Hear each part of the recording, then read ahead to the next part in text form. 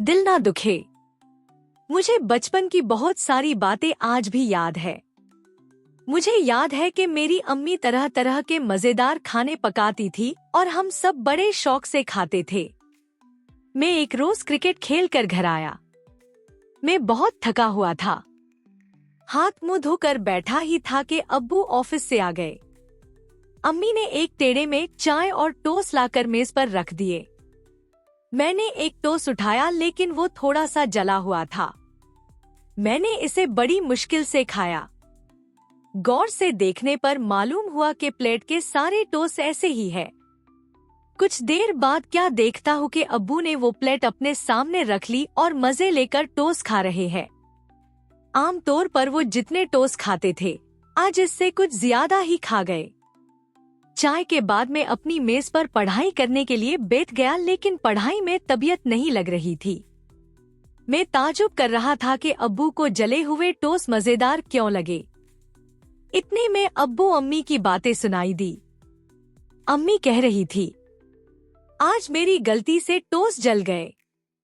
बेटे मोनास ने सिर्फ एक टोस्ट खाया, आपको भी वो बदमजा लगे होंगे।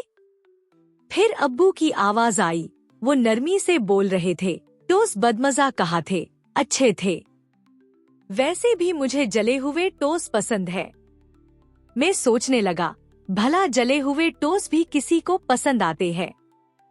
फिर अब्बू ने ऐसा क्यों कहा। अब्बू अपने कमरे में गए। मैं भी इनके कमरे में पहुंचा।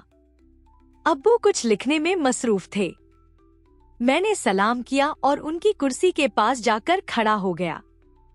अब्बू ने सलाम का जवाब दिया और मुस्कुराकर पूछा, क्या बात है अब्बू, क्या आपको जले हुए टोस्ट पसंद है?